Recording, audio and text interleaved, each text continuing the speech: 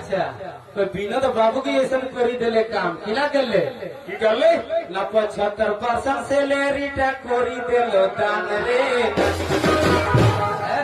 अच्छा 75% যে দান করলে ককরা করলে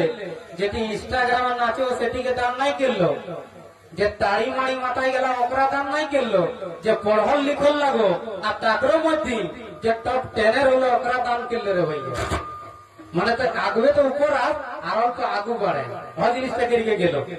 বাজারটা সরিয়া আর ভাইয়া ক্রান্তিকারী ঝুমার গিলা ডিস্টার্ব নাই কি কই কই कोई टॉप 10 कोई 75% सैलरीटा कोरी देले दान रे तब शिक्षा लगी आड़ी देलो जान रे आज शिक्षा लगी आड़ी